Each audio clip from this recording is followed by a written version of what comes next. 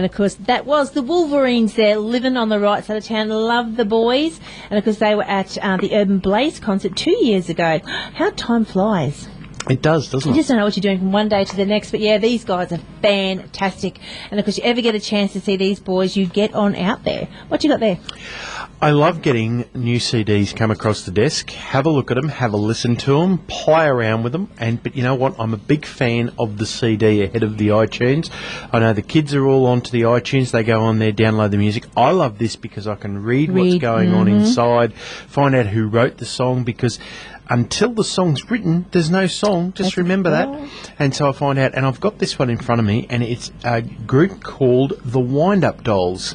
Now, I can find out so much from the inside, but I can find out so much more by contacting someone. And joining us on the line tonight is Rachel Smith, who is one half of the Wind-Up Dolls, and she joins us now. G'day, Rachel. How are you going? I'm good. How are you? Really good. Congratulations on the album. And it's all the tracks written by you.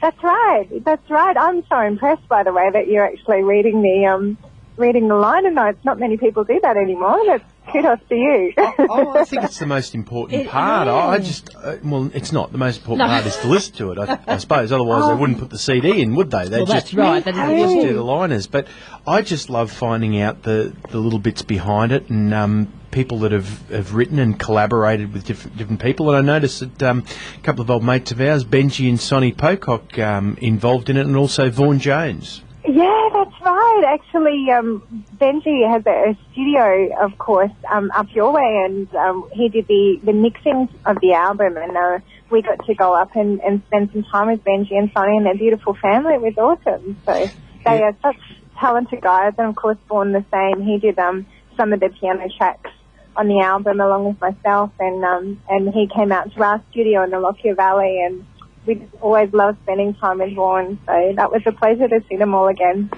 A little bit of practice between, Benji and Vaughan, and they'll be able to play the piano and guitar all right, won't they? Oh, no, that's right. Who needs us? We can just leave them to do it all.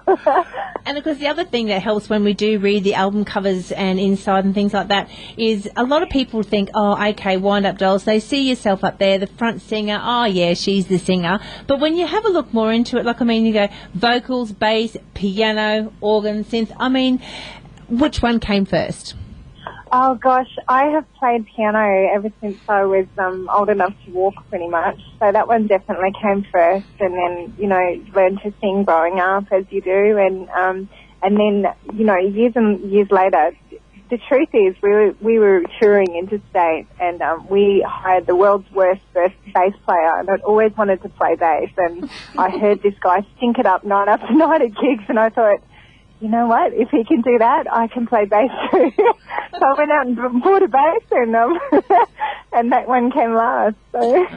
Well, have we got a surprise for you? On the other line, we've got... The bass no, we don't. That's right. Oh, man. That would be so good, wouldn't it? I was just joking. That's a cracker. We love that one. So we've had such a busy night tonight, Rachel, and we have had so much fun. And thank you so much for joining us, because we haven't heard your music before. This come across the desk, and I've gone, you know what?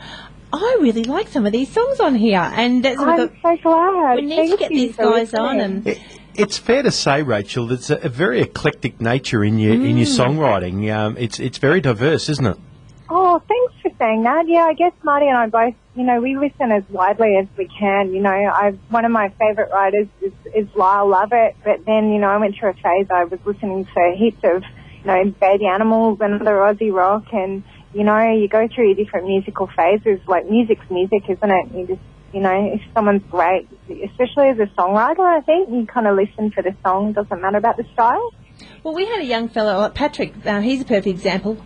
Coming through as a busker at the recent Urban Country Music Festival, winning the People's Choice, and here's a kid who he said, openly admitted not a fan of country music, and then started reeling off the songs that he's singing, things like Bob Dylan, Jason Mraz, Jack Johnson and that sort of stuff. And all of those, when you strip it all down, it's 3 chords or 4 chords, and it's, it's really classic songwriting, isn't it? Yeah, absolutely. That's why I love a lot of, Americana kind of stuff, and I don't know what the word is in Australia Kana.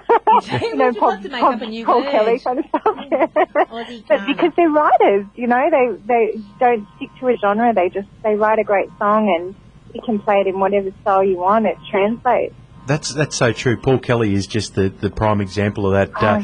He not out of if he was at Splendour in the Grass or if he was at Urban Country Music Festival, Tamworth. He could go to the Blues and Roots Festival, or he could go to a rock concert and just fit in everywhere, couldn't he? Yeah, that's absolutely right. But, saying that, I actually love country music, so I'm a bit of a tragic. So. That's not a tragic at all, but I can tell you what, I think the one thing that really stuck out and what grabbed me is I'm all for people's having their own voice. And, I'm going to say the name Casey Chambers, and I'm also going to say Willie Nelson, because they have very specific voices that when you hear them, you know straight away, that's Casey, that's Willie. There's you just can't get away from them. And a lot of people, when they get to singing, they want to sound like those people. They want to be as famous as those.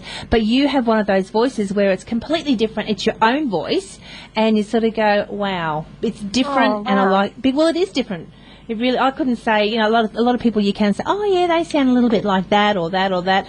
This is, it's a unique voice. So well done on keeping true to yourself. Oh, thanks for saying that. That was such a huge compliment. You can only be who you are. Like, I guess you get to a point as a musician where there's no point pretending. You do what you do and you hope people like it. So thank you for saying that. Well, a lot of the time the industry sort of pushes that too, though, and it says, oh, you need to sound like this to get the and stick to your guns. And a lot of people do that with more of their traditional music these days, because it's really hard slog out there. But traditional music is sort of trying to get its way back, and it is coming back because people are standing their guns saying, no, this is what I'm doing. I think so. There's such a strong, it's almost impossible to get away from this kind of mainstream sound, in music, in pop at the moment. But what it does, I think there's so much of it on the radio, it creates a real contrast and a bit of a hunger for something else, if you know what I mean. Yep. So hopefully, if you just do what you do, it is different to that kind of homogenous sound that's on a lot of particularly commercial radio. Well, and you're right there with commercial radio, because we're finding, like the Taylor Swifts, Keith Urban got a new one today, and that's really like more, that starts out like real pop, and you think, wow, this is, and then it goes into the country, and that's where, as Darren mentioned before, this album here, the Wind Up Dolls, is so eclectic. We've actually got, different programs on, like you're not just going to get a gig on the country show, you're going to get it on the eclectic and like your normal day-to-day play, because you have got songs on there that can fit into all these different genres as well. Oh, thanks for saying that. We went through a phase, particularly when we were touring through, we pretty much toured all through the territory, all through Queensland and New South Wales, and just did the big road trip in the van. And so we started listening to lots of Australian music in the kind of heyday, and ones like, the back catalogue of Chisel, and like we're talking Paul Kelly and those ones. And to me, they never really sat in a genre, they were a bit country, they were a bit rock, they're a bit kind of, pop, and they kind of straddled all these different things just because, they did what they did and what felt good. So hopefully we're trying a little bit to follow in those footsteps and, just do what works live and what's a good song. Now, if someone wants to catch up with the Wind Up Dolls, where can they see you? Well, we're just putting some dates in the diary at the moment. We're going to try and string a big tour together, speaking of that. So you have to stay tuned. But if people want to head to the website, it's thewindupdolls.com, or, of course, all the social media, Facebook and that jazz as well. And stay tuned for the dates, and we'll keep people updated. Space. Well, I'm very lucky because I'm in control of the board tonight. So you see, what tends to happen is that when people come on to people come onto the radio station and they're normally promoting a single or they're promoting a track or anything like that. But my one here tonight is I got to listen to it, so I got to pick the song. All right. So I hope there's no objections, but we're actually going to be playing. I wanted the Wales song. I'm going to play track 1, Morning Light. I love it. Great. I reckon this is cool.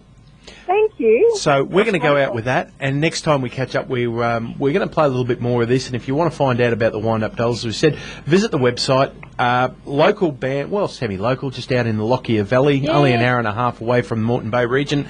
I just think it's fantastic. We try and support Queensland artists wherever we can, and the wind-up dolls are doing it with all original stuff. So congratulations, Rachel, and pass our congratulations on. And Marty it's and the guys, yep. and it's brilliant. Well done. Thank you, guys. We really appreciate your support. And this is Morning Light.